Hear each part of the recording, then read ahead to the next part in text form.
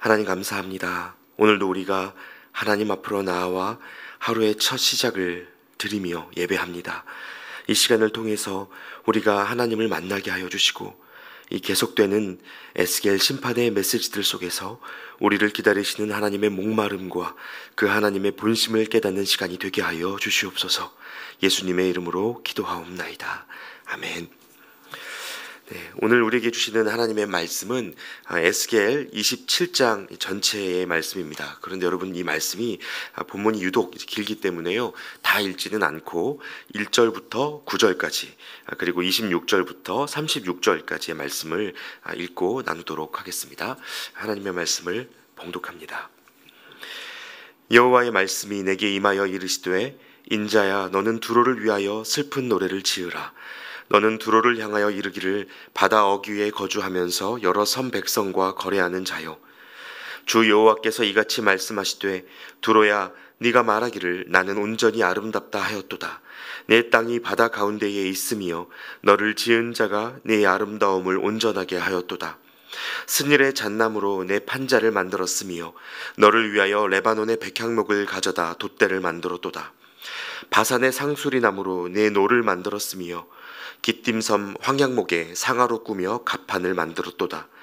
애굽에 수놓은 가는 배로 돛을 만들어 깃발을 삼았으며 엘리사 섬의 청색 자색 배로 차일을 만들었도다.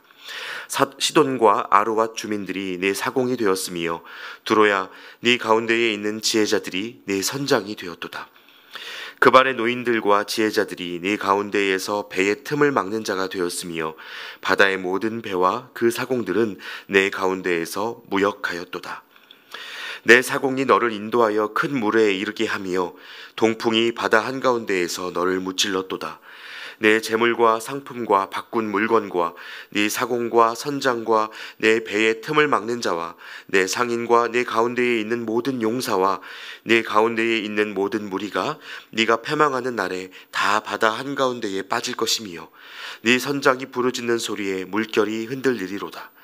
노를 잡은 모든 자와 사공과 바다의 선장들이 다 배에서 내려 언덕에 서서 너를 위하여 크게 소리질러 통곡하고 티끌을 머리에 덮었으며 제 가운데에 뒹굴며 그들이 다 너를 위하여 머리털을 밀고 굵은 배로 띠를 띠고 마음이 아프게 슬피 통곡하리로다. 그들이 통곡할 때에 너를 위하여 슬픈 노래를 불러 애도하여 말하기를, 두로와 같이 바다 가운데에서 적막한 자 누구인고, 내 물품을 바다로 실어낼 때에 네가 여러 백성을 풍족하게 하였으며 네 재물과 무역품이 많음으로 세상 왕들을 풍부하게 하였었도다. 네가 바다 깊은 데에서 파선한 때에 네 무역품과 네 승객이 다 빠졌으며 섬의 주민들이 너로 말미암아 놀라고 왕들이 심히 두려워하여 얼굴에 근심이 가득하도다. 많은 민족의 상인들이 다 너를 비웃으며 네가 공포의 대상이 되고 네가 영원히 다시 잊지 못하리라 하셨느니라. 아멘. 네, 여러분, 또 이 새로운 한 주가 시작이 되었습니다. 다가오는 주일이 벌써 성탄 주일인데요. 그래서 이번 한 주간이 이 대림절의 마지막 기간입니다. 여러분, 대림절이 어떤 기간입니까? 주님의 오심을 기다리는 시간입니다. 교회 절기에는요, 늘 그 시간을 상징하는 절기의 색상이 있습니다. 그런데 특별히 이 대림절의 색은 보라색입니다.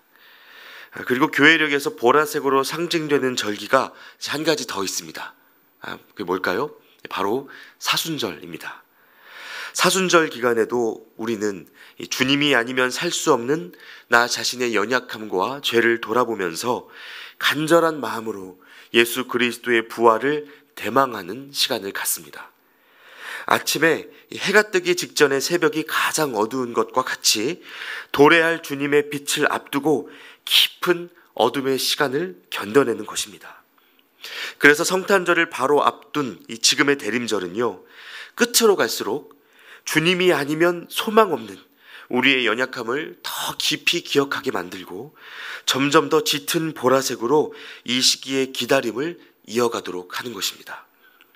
여러분, 그런 의미에서 이 대림절 마지막 기간에 심판의 메시지를 묵상하는 것은 참 의미 있는 일입니다.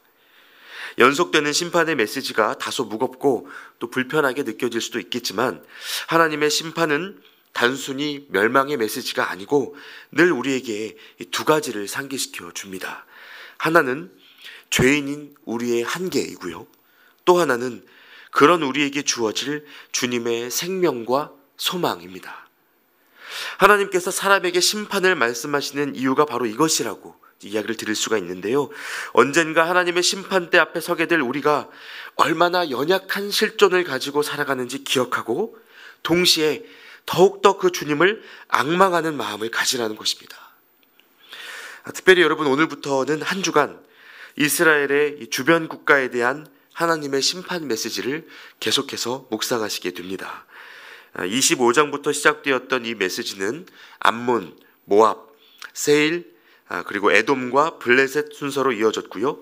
오늘과 내일은 두로, 그리고 그 이웃 도성인 시돈, 또 강대국이었던 애굽에 이르기까지 이스라엘의 주변에서 하나님의 백성에게 지대한 영향을 끼쳤던 이 민족들에게까지도 하나님의 공의와 심판이 비껴가지 않았다는 사실을 다시 한번 확인하게 되는 것입니다. 그리고 그 중에서도 여러분, 오늘은 먼저 이 두로에 대한 말씀을 함께 읽으셨습니다. 여러분, 두로는요, 바위라는 뜻을 가진 그 이름입니다. 이스라엘의 북쪽 그 지중해 상에 위치한 강력한 해상 국가였었죠. 그리고 이 두로의 더 중요한 특징은 본래 육지에서 약 800m 정도 떨어진 곳에 4km 둘레의 바위섬으로 된 섬나라였다는 점입니다. 기원전 330년경에요, 알렉산더 대왕이 이 육지와 바다 사이의 그 800m의 거리를 다 방파제를 쌓아가면서 다리를 놓고 길을 만들어서 결국에 이 두로를 점령했던 것으로 유명해진 그런 도시입니다. 특별히 이 본문에 대한 하나님의 메시지가 1절과 2절에서 이렇게 시작됩니다. 1절과 2절 말씀인데요. 여호와의 말씀이 내게 임하여 이르시되 인자야 너는 두로를 위하여 슬픈 노래를 지으라. 슬픈 노래를 지으라. 자, 여러분, 이 구절을 보시면요, 오늘 본문 27장이 두로의 멸망을 애도하면서 부르는 애가, 즉 노래라는 것을 알게 됩니다. 또 이어지는 3절 말씀에 보시면 이렇게 되어 있습니다. 너는 두로를 향하여 이르기를 바다 어귀에 거주하면서 여러 섬 백성과 거래하는 자여, 주 여호와께서 이같이 말씀하시되 두로야 네가 말하기를 나는 온전히 아름답다 하였도다. 이렇게 되어 있습니다. 자, 그러니까 여러분, 하나님은요, 에스겔에게 두로를 향하여 슬픔의 노래, 애가를 부르라고 말씀하시는데 두로는 어떻습니까? 스스로의 아름다움을 노래하고 있었다는 것입니다. 하나님 보시기에는 슬픈 노래를 불러야 해야 마땅한데 이 두로는 정작 자기 자신을 향하여 자신의 아름다움과 영광의 노래를 부르고 있었다는 것이죠. 실제로 5절 이하에 보면요, 두로가 얼마만큼의 아름다움을 갖고 있었는지 묘사되어 있는데요, 두로라는 도성을 하나의 배로 비유하고 있습니다. 그 내용을 간단히 말씀드리자면요, 5절에는 이 스닐의 잣나무로 만든 판자, 그리고 레바논에 백향목 돛대를 달았다, 이렇게 되어 있고요. 6절에는 바산의 상수리나무로 만든 노, 그리고 기띔섬 황양목의 상아로 꾸민 갑판을 올렸다라고 이야기합니다. 7절, 8절, 9절 말씀 쭉 이어서 보시면 애굽에 수놓은 가는 배로 돛을 만들고 엘리사 섬에 청색 자색 배로 만든 차일이 있었습니다. 시돈과 아르왑 주민들을 사공으로 하고요, 그발의 노인들과 지혜자들을 배의 틈을 막는 항해사로 썼다, 이렇게 이야기를 합니다. 여러분, 이것이 지금 각 지역의 특산품, 각 지역의 그 1등급 그 상품들에 대해서 언급하고 있는 것입니다. 이렇게 1등급 배가 바로 두로의 모습이었다고 에스겔이 말하고 있는 것이죠. 그러니까 지금 이 각 지역에 가장 좋은 것들을 모아다가 최고급 배를 만들었는데 그것이 바로 두로의 모습이었다라는 의미입니다. 자, 그야말로 두로는 하나의 완벽한 배에 비유될 만큼 엄청난 위상을 자랑하고 있었습니다.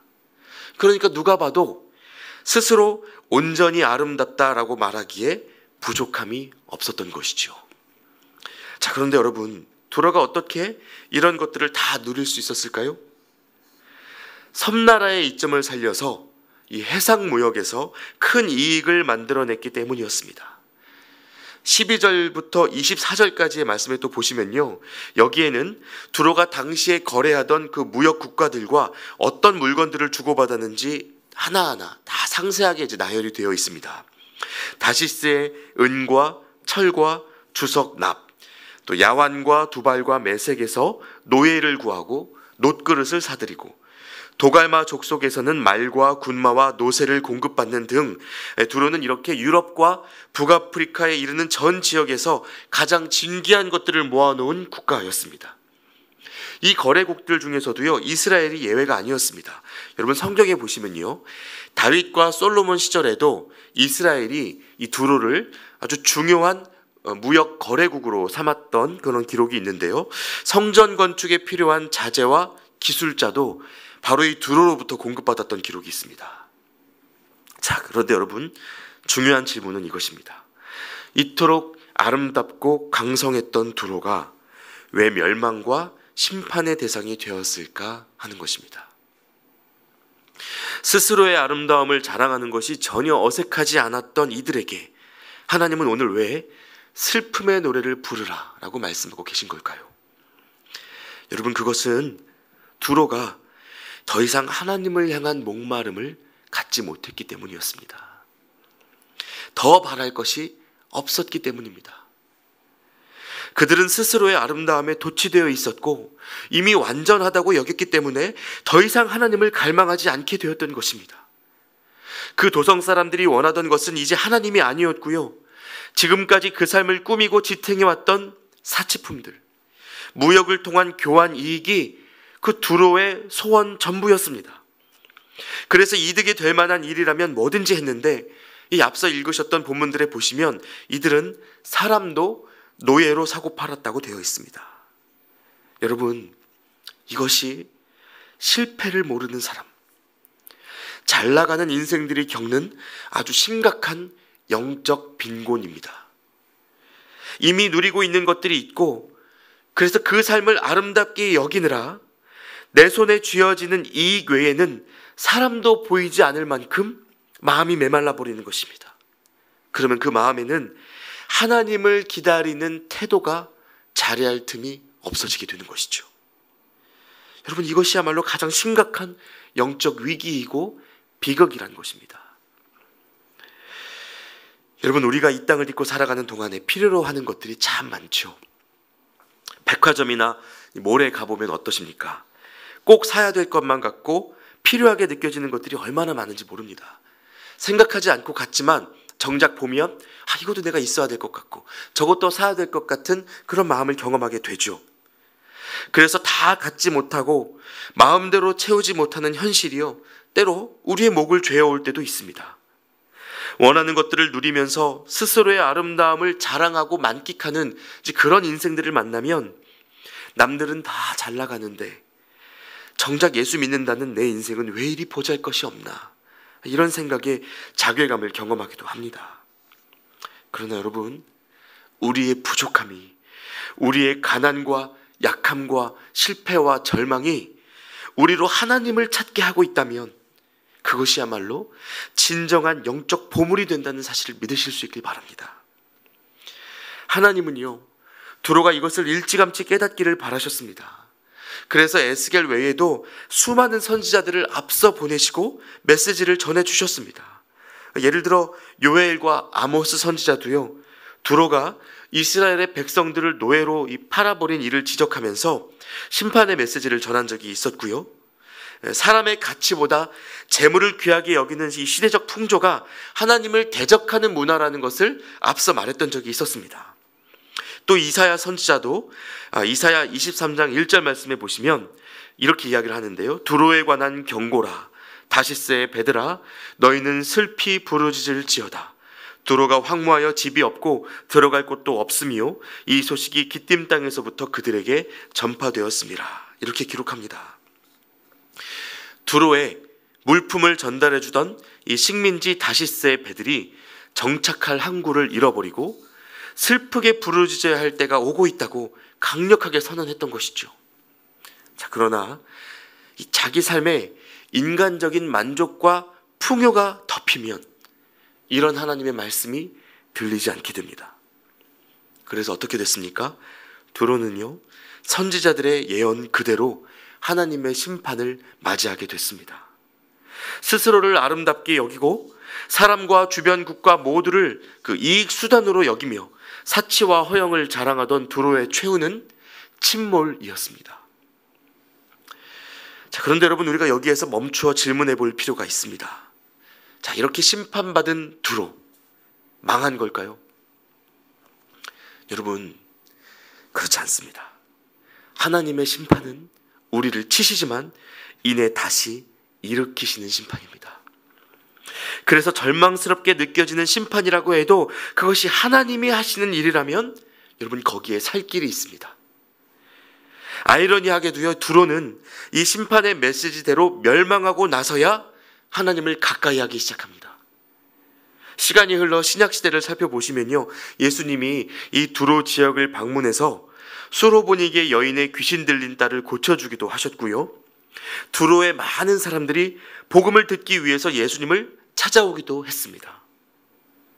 심지어 이스라엘이 이 마음이 굳고 완악하여서 하나님의 일을 알아보지 못하고 있을 때요, 예수님도 두로의 복음을 전했더라면 그들이 벌써 듣고 회개했을 거라고 이렇게 말씀하시면서 이스라엘을 책망하기도 하셨습니다. 그러니까 무조건적인 심판의 대상으로 언급되고 있는 이 오늘의 본문과는 사뭇 다른 분위기가 이제 신학시대에 가서 좀 느껴지게 됐던 것이죠.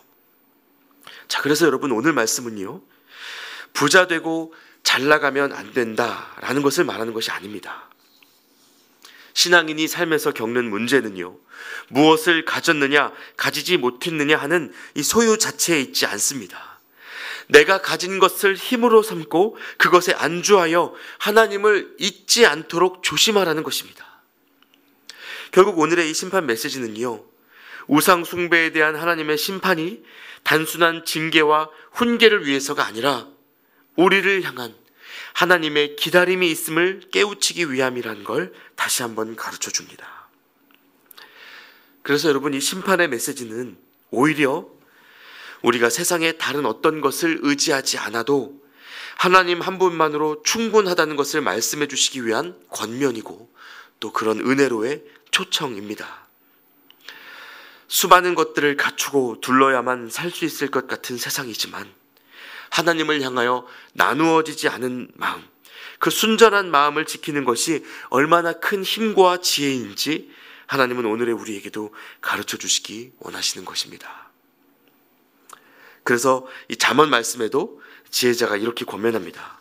내 아들아, 여호와의 징계를 경히 여기지 말라. 그 꾸지람을 싫어하지 말라. 대저 여호와께서 그 사랑하시는 자를 징계하시기를 마치 아비가 그 기뻐하는 아들을 징계함 같이 하시느니라.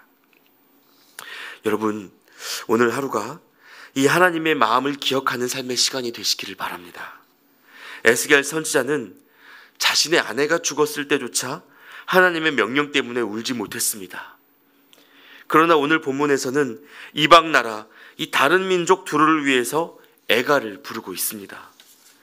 아내를 잃은 슬픔도 견디지 못할 만큼의 아픔이지만 가진 것을 왕삼아 살아가는 이 사람들을 향한 하나님의 슬픔, 하나님의 눈물도 견디지 못할 아픔임을 하나님은 에스겔을 통해서 보여주고 계신 겁니다. 그래서 여러분, 우리가 오늘을 살면서 우리가 무엇 때문에 웃고 또 무엇 때문에 눈물 흘리고 있는지 돌아보실 수 있으면 좋겠습니다. 에스겔의 눈물 어린 공감에, 그리고 그 하나님의 눈물에 동참할 줄 아는 하나님의 사람들에게서 하나님도 위로를 누리십니다. 그리고 그렇게 하나님의 마음을 품고 살아가는 우리를 향해 하나님은 다시금 그 아름다운 사랑의 노래를 준비해 주시는 분이십니다. 너희는 먼저 그의 나라와 그의 의를 구하라고 말씀하셨던 그 하나님 앞에서 여러분, 오늘 우리가 각자의 결핍 때문에 우는 것이 아니라 하나님을 잃어버린 세상을 바라보며 하나님의 마음으로 울 수 있는 그런 저와 여러분이 되시기를 우리 주님의 이름으로 축원합니다. 함께 기도하겠습니다. 하나님, 감사합니다. 이스라엘에 가까운 나라로서 풍요와 아름다움을 누리던 두로에 대한 심판을 기억하게 하시고 오늘 우리가 무엇을 자랑하고 무엇을 구하며 살아가야 하는지 돌아보게 해주셔서 감사합니다. 하나님, 이 땅을 딛고 살아가는 삶에서 우리는 참 많은 것을 필요로 하고 구하며 누구라도 우러러볼 수 있는 삶의 안정과 풍요를 갈망하기도 합니다. 가난하고 연약한 현실 때문에 마음이 무너지기도 합니다.